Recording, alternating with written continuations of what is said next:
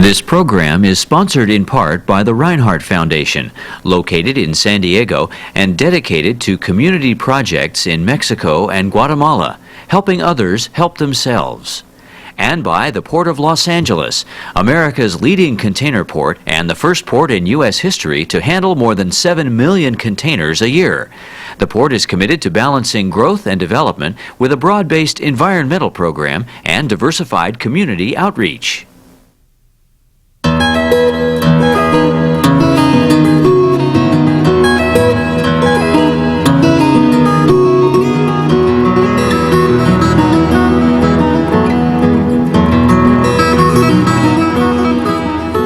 Ladies and gentlemen, please join me in welcoming His Excellency, the President of the Republic of Chile. The Americans and Chileans belong to one hemisphere, to one continent. We share common values, and it's because those values that we share that it is possible to see in a common way the future. It's true that now is the time to break down barriers that exist among our peoples. But it's also, in order to build some bridges, you are only going to build bridges. It is clear for all of us what kind of common values do we have. It's true, there is an important, and that is part of our wealth, cultural diversity.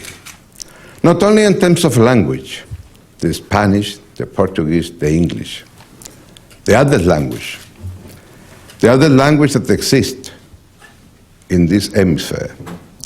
Nevertheless, here it's also a barrier that is coming down.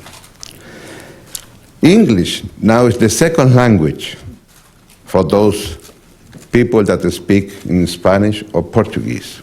And more here in the States, Spanish is becoming also, to some extent, a second language.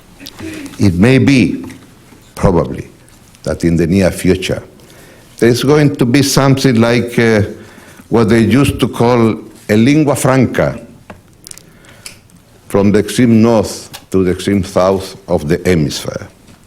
This is going to be just one example of how this cultural diversity in terms of language will be coming to an end. When we decide in Chile to make English our second language and to make sure that the next generations of our students can be fluent in English, it's simply because we think that in the near future, this is the only way to be successful in a global world. And what is happening at the level of language, it's also seen in many other forms of cultural expressions, popular music, while preserving their own identities, the lyrics, the rhythm, melodies of the Americas merge in a permanent process of renewal and enlightenment to each other. It is because there is this kind of diversity that if we want to build bridges, then the question is, what are the ethical values that are producing the foundations for the bridges that we would like to be able to build? And I would say that at the beginning of this 21st century, those areas are at least 4 major areas of common values that I would like to stress today. The first one is the area of democracy and human rights. Second, the kind of economic system that we have been able to develop in our own societies. 3, the requirement to fulfill the process in our own societies of being able to build some kind of social cohesion in each of our own countries. And 4, till what extent the world that we are going to be able to live in is going to be a world where the same principles apply in a multilateral level. It is because this kind of ideals that we share, then it is possible to think what kind of public policies are we going to pursue in Chile, in the United States, in the other countries of the hemisphere. To some extent, The revolutions that gave birth to our republics and marks the beginning of this long run during the 19th and 20th century, sought to achieve national self-determination and at the same time to establish citizen rights. Today, after the experiences, particularly in many countries in the region, where dictatorship emerged, we have become even more solidly committed to democracy and human rights. Human rights, I would say, provide a framework of rules that goes beyond the particular frontiers of each country. We have learned that in the issue of human rights, there are no frontiers, and this is the reason why whenever human rights are violated, we feel the right to express our own view. This is what we have learned, and this is the keystone and the ultimate ethical goal of political life. It is in the present situation of the Americans and of the world, a commitment to human rights means that all of us has to act in a consistent manner, using democratic methods to fight against terrorism, because terrorism is the final expression of denial of human rights. And it is because we adhere to the rules of democracy that we can guarantee how the fundamental decisions in our societies are not going to be taken through abuse or violence. It is in this way that democracy now, I think, is going to flounder in America in a better way than during the last 20 or 30 years. In this sense, human rights both mark our horizon and provide a chart that prevents us from drifting backwards or thinking that there is some other ways not to fulfill with human rights. It is through these particular values that then we can face how are we going to build our societies respecting democracy and human rights. And then we go then to the second area, which is some sort of general acceptance of what kind of economic system are we going to have in our own societies, with difference, of course. But what kind, in the major area, what kind of economic system are we going to have in order to be able to have growth, economic growth, and at the same time to make sure that that growth is going to be able to reach different segments of our different societies. In other words, how are we going to be able to build a system where the human capacity to enterprising, to be entrepreneurs, are going to be able to develop in such a way that all different human resources in our countries are going to be usefully applied to the needs of our country. It is in this way, how are we going to guarantee that it's possible to innovate, that it's possible to create different ways of production, that it's possible to find different markets, in other words, that it's possible to have an economic society that is possible for them to invest and at the same time to have growth. These days, it's a common word to say that we need to have a free trade, that it's necessary to have a responsible fiscal policies, that it's essential to have autonomous monetary policy, that it's essential to have some kind of a market mechanism in order to allocate resources. It is in all these areas where I think that every day in this global world, countries are given examinations day after day. It's very difficult to think till what extent, because we are living in such a global world, these kind of questions that in the past used to be questions that are going to be dealt only in our own societies. Now, it's from the global point of view that every day you get a mark. how are you doing in the area of fiscal policies? What are you doing with a balanced budget? What are you doing in the area of your own monetary policy? Till what extent those policies are fit with the kind of economic system that will allow you to be competitive internally and abroad. If it is true that because we are going to live in a more global world, competition is going to be essential internally and externally, and therefore that will depend what kind of economic system you build to be able to be competitive. But on the other hand, and I would say that that probably is the third area of values, till what extent you are going to have some kind of social cohesion in our own societies in order to remain competitive. What I would like to mean for this is that if we are going to have growth in our own countries, till what extent growth alone is going to provide a better welfare for the different people living in our own countries, or some kind of a specific social policies has to be established if we want to provide some particular access to essential goods and services to everybody.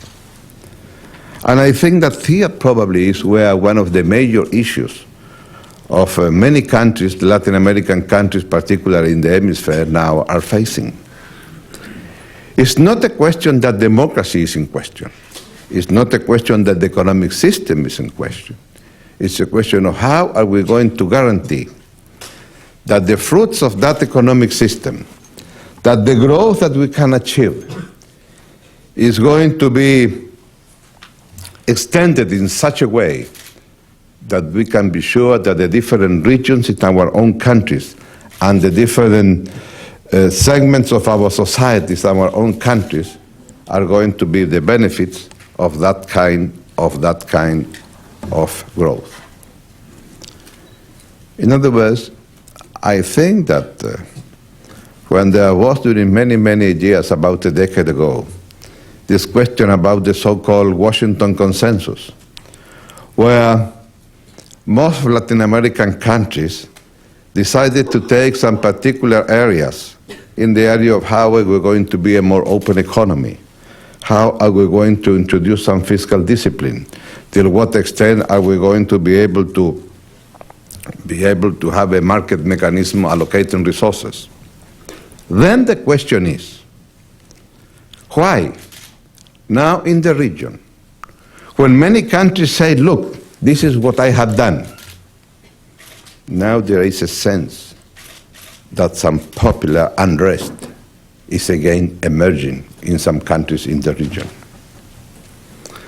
And I think that what happened is that the Washington Consensus is a necessary condition to have growth, but the Washington Consensus is not a sufficient condition to guarantee that the benefit of that growth is going to be available everywhere. It is not possible to have a society that has growth when part of the population in that society has a feeling that that growth is not reaching them, for other people, not for them. And this, I think, that is a tremendous distinction in the kind of public policies that we are going to be able to afford. Let me put it this way. When you have only the market mechanism, then from the point of view of the citizens, the consumers are going to be able to participate in the market mechanism according to what is the amount of purchasing power that they have in order to participate in the market mechanism. But there are some areas where a society normally says that no matter what is your purchasing power, there are some goods and services that has to be available for everybody. The first one of those services is defense. Every society Every primitive society, the first thing that is essential to be able to develop is to have a defense system.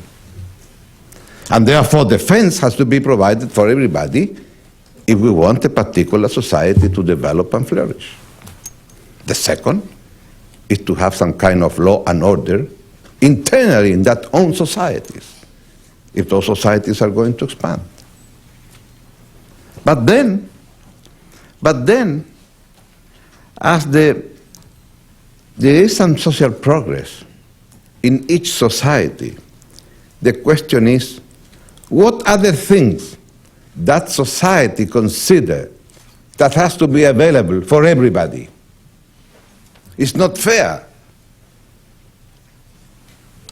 not to be able to have a good education or a reasonable kind of health. What about housing? What about water facilities in your own house? These are questions that only emerge after a particular society has been able to increase their own standard of living.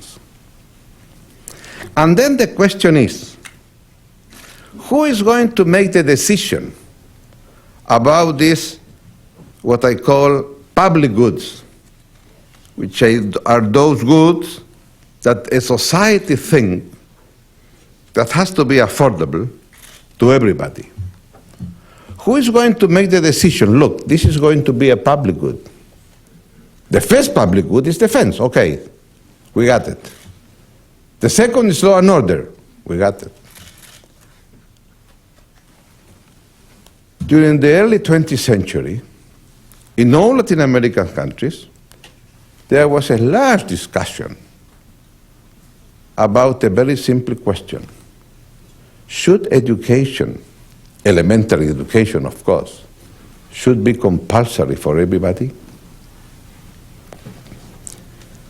In Chile, this discussion took 20 years in Parliament. And after 20 years, they decided and said, yes, it is necessary to have compulsory education. And compulsory education will take place during 4 years. In other words, Chileans in the 1920s thought that it was possible to afford to have an educational system to guarantee to every kid 4 years of compulsory education. In other words, education, from this point of view, became a public good. Who make a decision? The parliament. This is the citizens. In other words, the market mechanism allocates resources for the consumers. That has, of course, purchasing power. But any society, through the citizens, make a decision what kind of public goods are going to be available to everybody. A citizen's decision is a decision taken by every citizen, obvious, and every citizen has one vote. A decision taken by the consumers, obviously, is taken by the consumer. And the votes that every consumer has depends in his or her pocket, which is different. In other words, when you go for a private to a public good, public goods is a decision taken by the citizens. And to some extent, you could say that in democracy is a system where citizens will make a decision what kind of public goods are going to be available for the different segments of society. And the discussions then that you have is how are we going to be able to provide the public good when the decision is taken? Which is a different story of the question is, should the state provide the public good, which is different. Let's take the example of education. In the Chiles of the 1920s, it was decided that the central government, through the Ministry of Education, should provide the teachers, the schools, and here you go with public education. Today it's a different way. We have a subsidy for every kid going to school, and given the freedom to educate, you can have your own school, you get the subsidy from the government, and you provide education according to what you think is the best education that you can provide. In other words, to say that this is going to be a public good does not necessarily mean that has to be provided by the public sector. In other words, it has to be provided, of course, also by the private sector. And this, I think, is a very important forward step.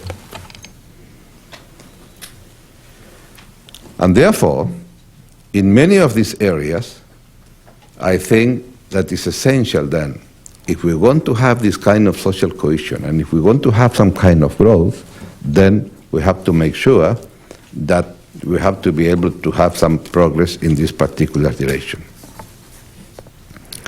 And I would say that probably Chile's progress has not been only because of this good evolution that we have in all our conventional macroeconomic indicators.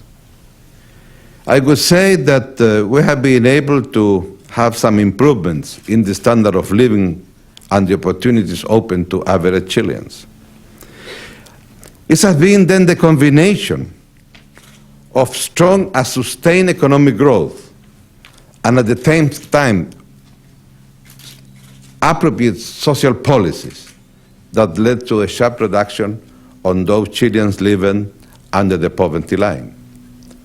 We used to have 45% of our population living under the poverty line, and now it's about 20% during the last decade. And the fourth element that I think is extremely important, how the question of democracy and human rights, the economic system where everybody agree in the general areas what kind of system should we have. How are we going to be able, third question, the kind of social cohesion so that everybody feels that is benefit from the growth process that this country has. Then the fourth question is, are we going to be able to apply these kind of principles to a world that is becoming more and more global? To say, if you say today that we are living in a globalized world, everybody would agree on that. Globalization, as such, is not in question. What today is in question is what kind of globalization are we going to be able to build? One globalization that is inclusive or is exclusive? Is for a few and not for the many. Is going to be governable or ungovernable? Is going to be fair or unfair? Is going to be secure or insecure? Let us be very open in this. Viewed from the south of America, the 21st century does not appear, for the moment, to be delivering progress towards the type of globalization that we would like to see. One that means inclusion, governance, justice, security, and respect for multilateral norms and institutions. Let me also be very frank. In some cases, when we have not been able to do our own task in our own societies, in our domestic front, because we are unable to do that, then we complain globalization. I'm not referring to that. I'm not referring to that. I'm talking about those countries, those societies that has been able to perform the task, but then the question is, if we perform tasks, what kind of globalization are we going to have? And what are going to be the rules of that? Are we going to be able to have some rules, or we are not going to have rules at all? And I think that to live in a global world where some particular rules are non-existent, then I think it's going to be very difficult for the small and medium-sized countries to live in that world. It is essential here also to be able to think what kind of rules are we going to be able to establish. And here is where I sincerely hope that it's going to be extremely important to have this kind of question taken in a very open and positive way. If we don't have rules, then rules are going to be replaced by the law of those that are strongest. It's true, the world today have rules and institutions. You have United Nations, you have in the area of trade, the World Trade Organization, etc. But many of those institutions need to have some kind of updating. New rules are required to ensure the human face, the governance of globalization. You can say that at the political level, United Nations represents what was the world in 1945, and not the world at the beginning of the 21st century. Or you can say that the international economic institutions represent, in the agreements of Bretton Woods in 1944, what were the requirements of a world that wanted to be able to reconstruct after the devastating effects of the Second World War. Or you can say that the kind of institution that we have been able to establish yet are extremely weak, like in the area, for instance, of environment.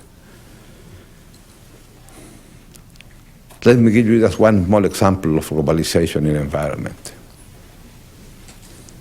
If you go down to Chile, down, close to the Antarctica, in Punta Arenas, the ozone layer is becoming thinner and thinner, and because the ozone is becoming thinner and thinner, then we are having some problems vis-a-vis the burnings because of the sun, and also because of the sheep and the cattle that we have down there. What can we do with regard to the ozone in Chile? We Chileans, very little. What's going down there is because of the emission that took place in the northern hemisphere. Where are we going to discuss that? If there is going to be a place to discuss that, or we are just going to suffer the consequence of that, of living in such a global world. This is a very specific example of the kind of challenges that we need to face if we want to be able to think. In other words, it's also in the area of this global world that some kind of new, quote-unquote, public goods are emerging. Security. Security now is essential at the global level. Where we're going to discuss. How are we going to be able to keep peace in this global world? How are we going to be able to fight terrorism? What kind of rules in the area of environment, if we want to take care about those people living down in the region? What about trade? What about, it is possible to think about a new financial architecture and the flows of financial money? What about some new challenges like AIDS or like SARS, the new SARS epidemic, that now are global. And are we going to be able, in order to fight this kind of new epidemics, to have some kind of changes in intellectual property rights at the world level? Those are tremendous issues.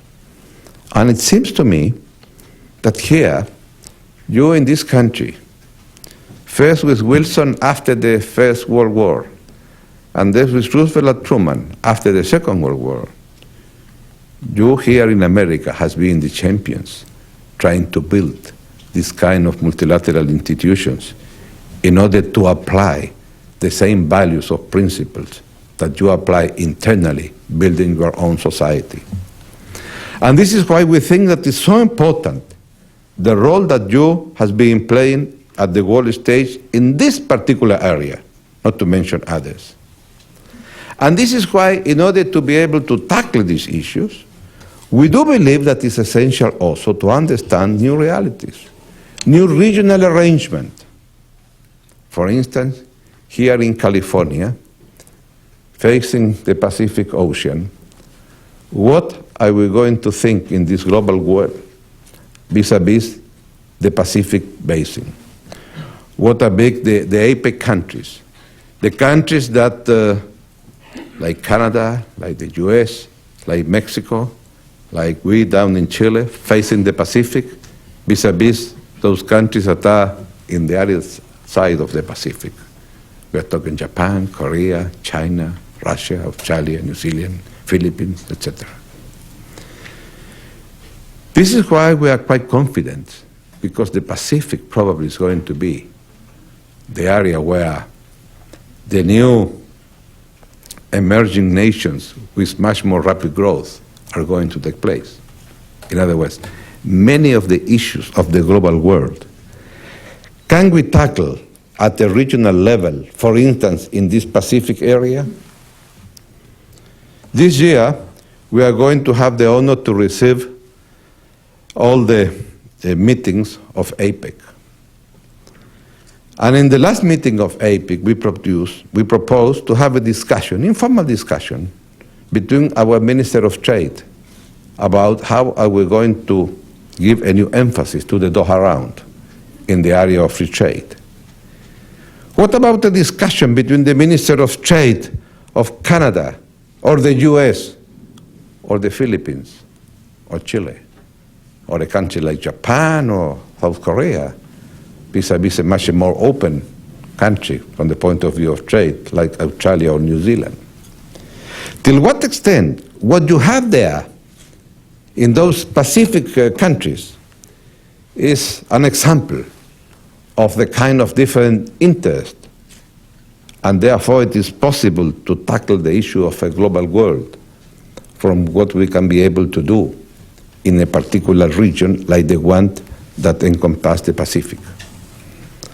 This is just one example that if this ocean is going to be part of the future, it's very interesting to see the history of the seas. It was the Mediterranean countries, the first one. After the Second World War, it was the Atlantic, the North Atlantic, where most of the increases in trade took place. And now, it is the Pacific countries, the countries facing the Pacific has the higher rate of growth in terms of trade. And therefore, it is possible to think that one way to tackle the tremendous issues at the global world can be tackled at the regional level, like for instance, in this case with APEC. This is some of the areas that I think are going to be essential to study more and more in the near future. And if it is true that there has been some general agreement of what are the major values to build our societies in this hemisphere, then I think that similar values has to be taken into account to think a more global world.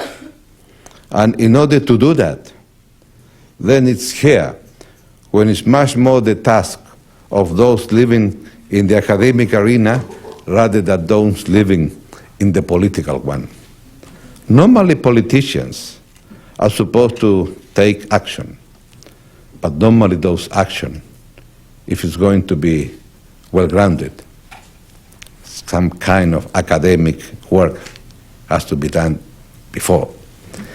And therefore, to be here, I would say, let's hope that the challenges that we have in this global world can be tackled from a university facing the Pacific, and think that probably around that ocean, since it is around that ocean you have several countries with so many different cultures, with so many different identities, with so much similarities in terms of the values that we would like to share.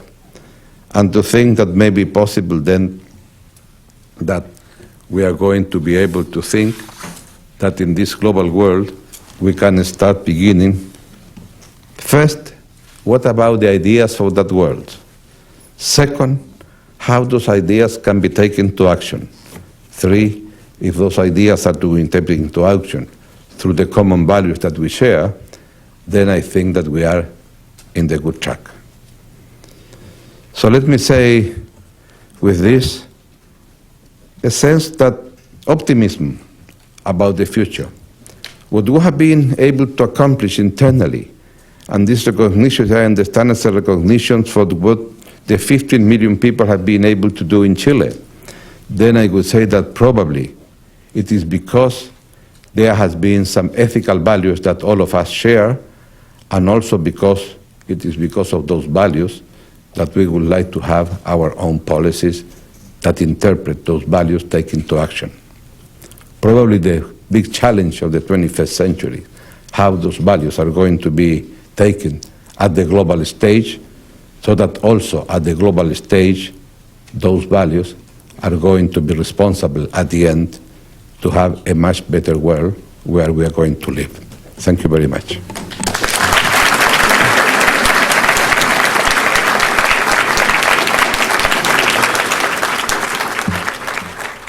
Thank you, Mr. President.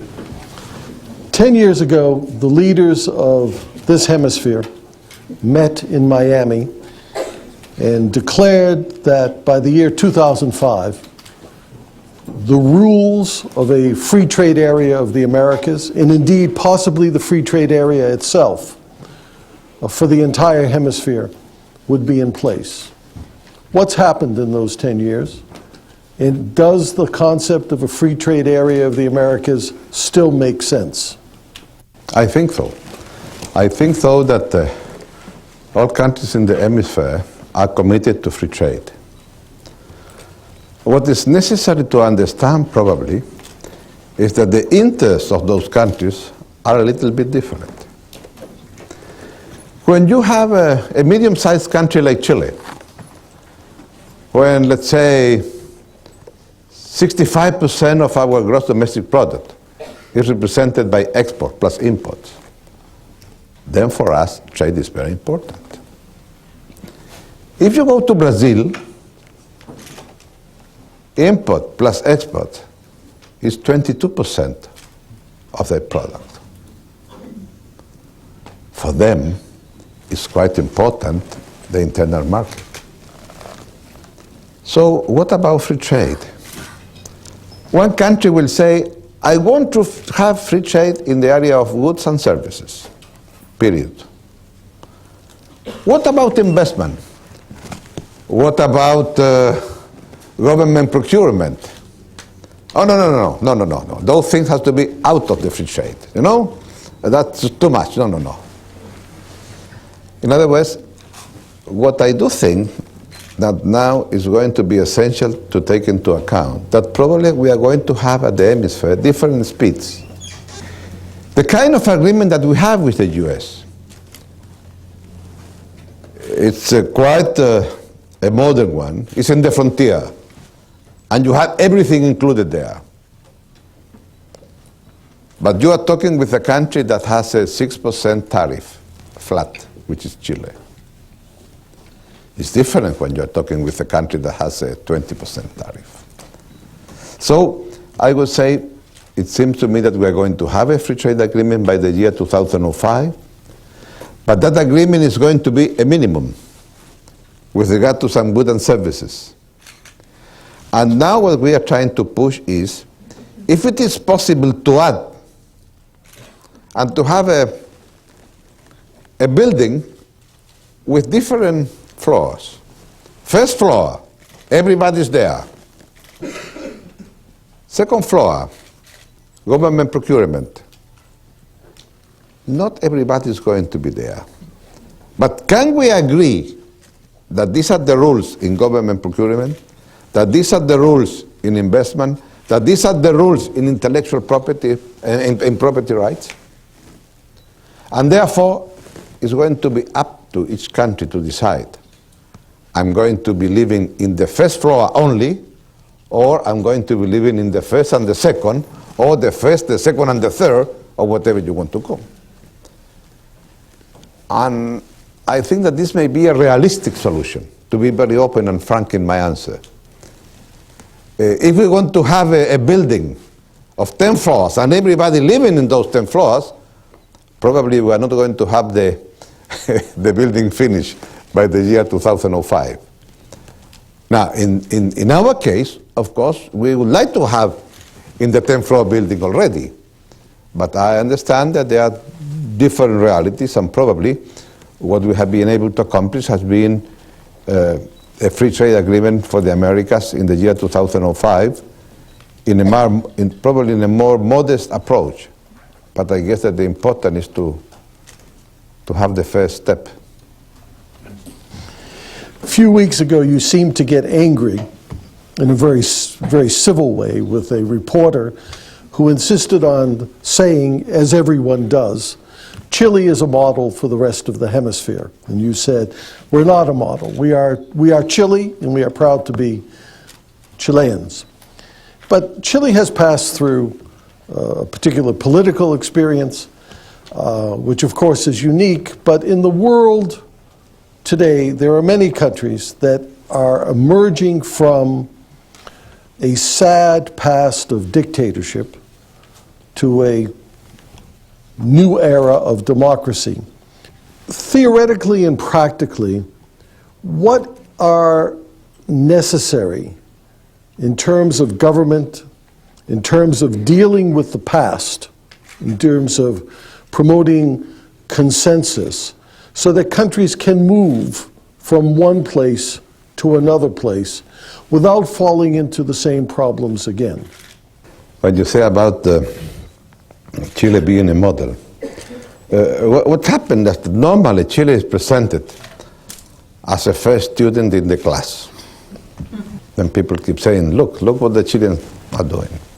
And I think that what we did was part of the job to be the first student. But then we did some other things that normally the students are not supposed to do, which is all the kind of social policies that we have been able to take.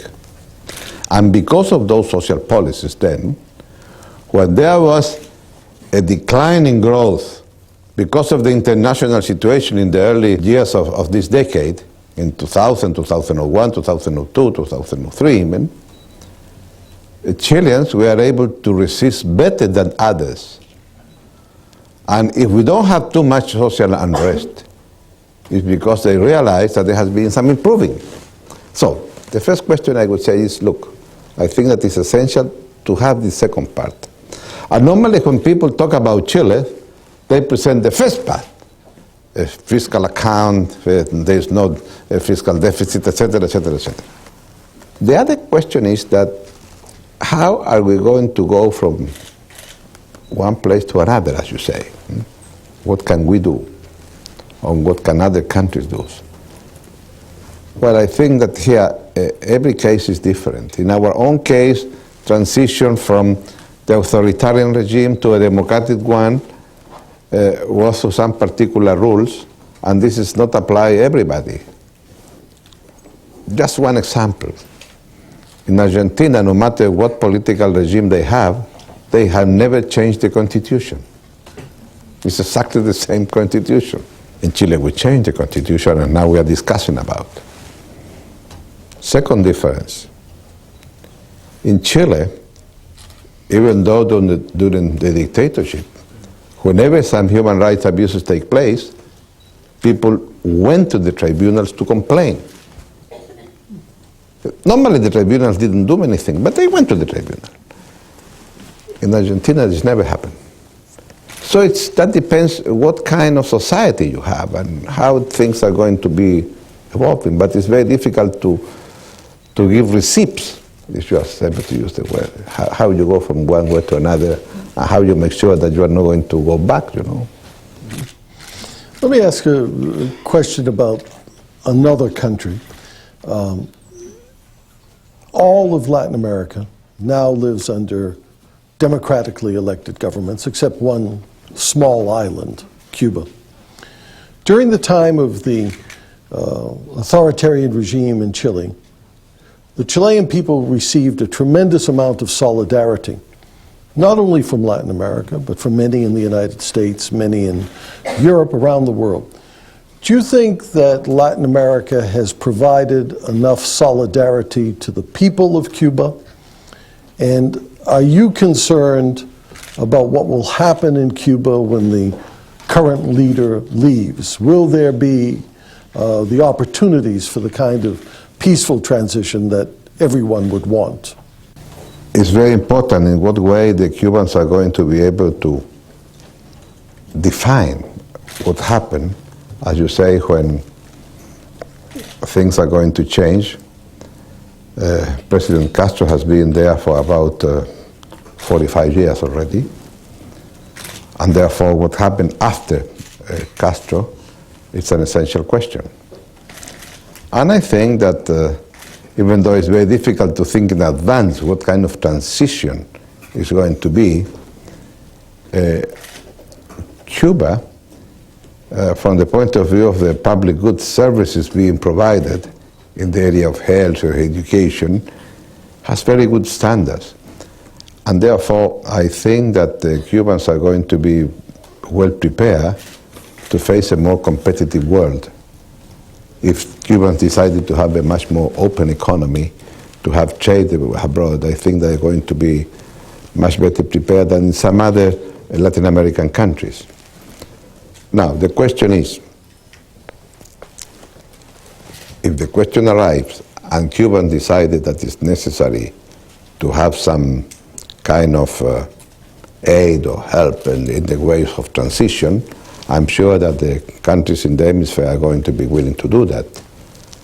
The question is how to do that and not trying to interfere in the internal affairs of the Cubans to make a decision. And therefore, the question is what kind of solidarity, until what extent solidarity means intervention. And I think that we have to be careful on that. Nevertheless, my impression is that they will be able to solve in a better way than in some other cases.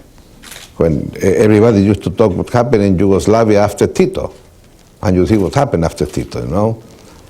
Now, I'm sure that this is not the case because there is not the kind of ethnic and religious problem that they have under Tito, when you have such a strong leadership.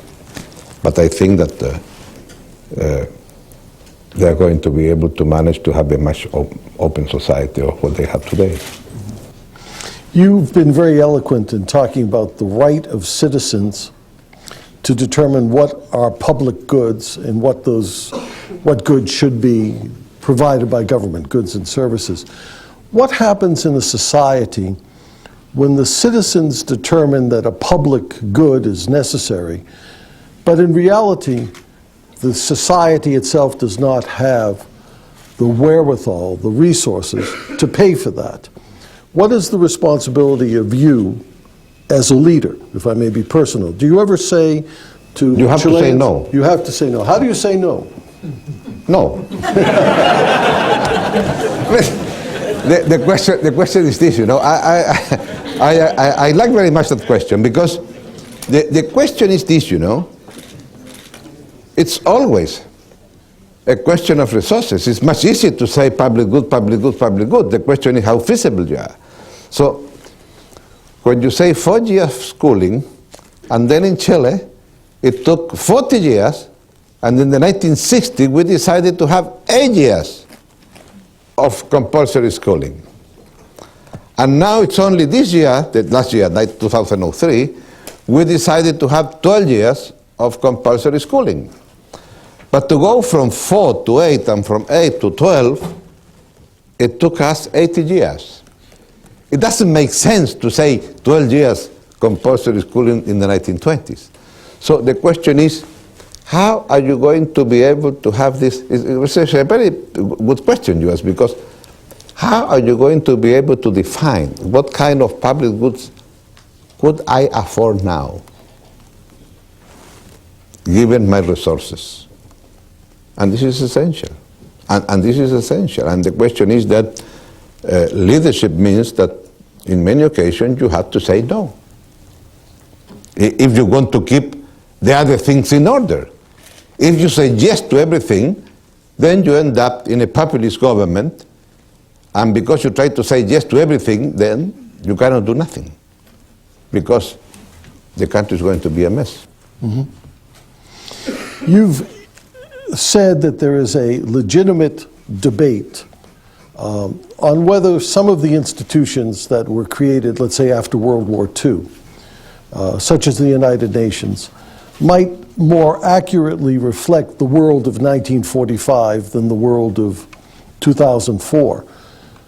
Would you like to see a change in the structure of the United Nations, and specifically, and this is a difficult question, do you think there should be an additional permanent seat on the Security Council for Latin America, and should it be filled by Brazil? Or should it be filled by Chile?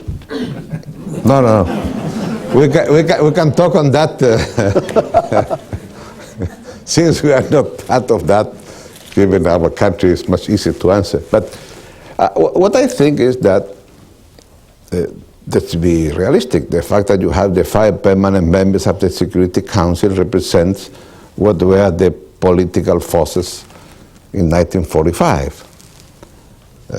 France, Great Britain, the so-called then Soviet Union, Russia today, China and the U.S. And the world has changed a little.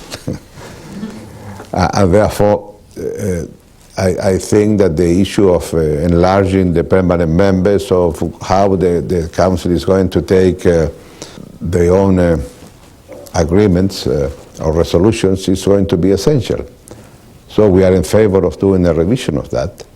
And I think that from the point of view of Latin America, there was a discussion in 1945, by the way, if Brazil could be a permanent member or not.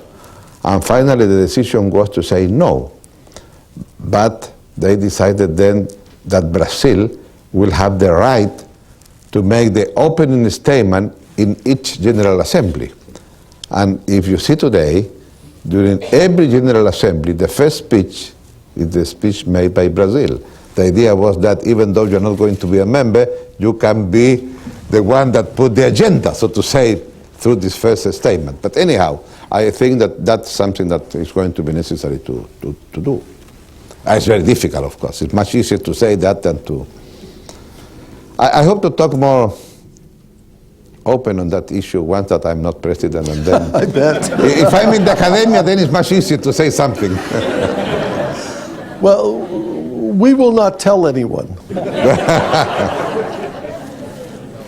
Finally, let me ask you this question, and I know you don't want to give advice to anyone else.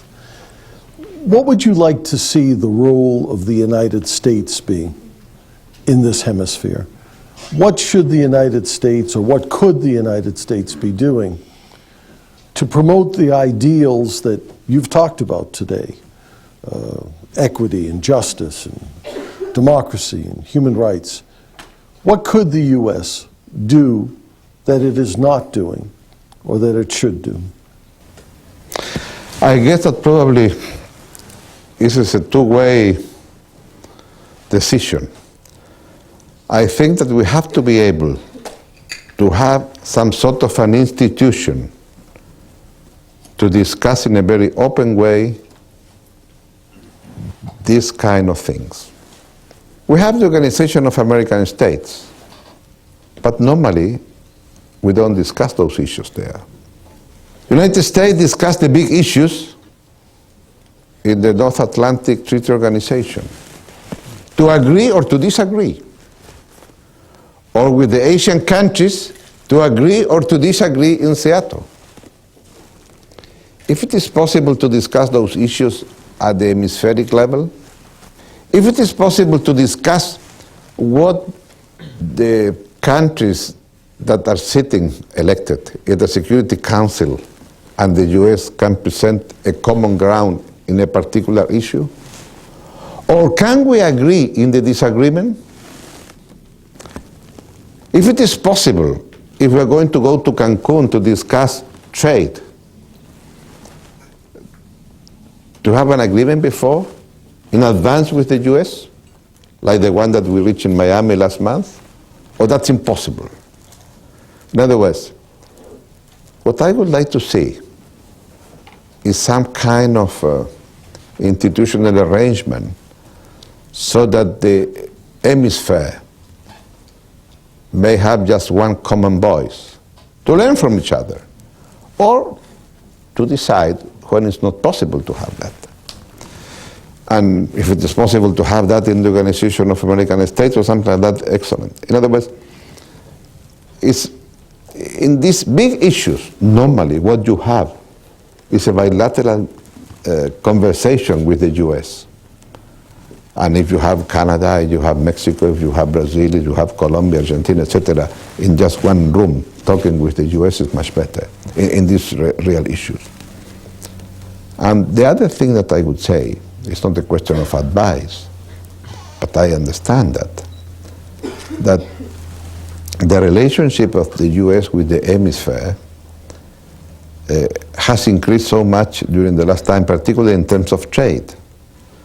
But then the question is, if we want to advance a little bit in the area of integration, then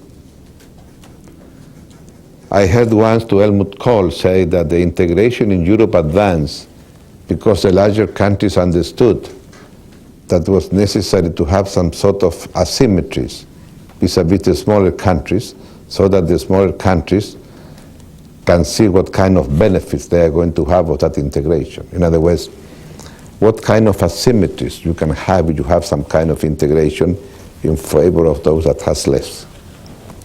It's difficult to say, difficult to define. I'm not saying that it's necessary to use the European agricultural subsidies that makes that the Germans not very happy providing so much subsidies to the farmers in France or Portugal or Greece.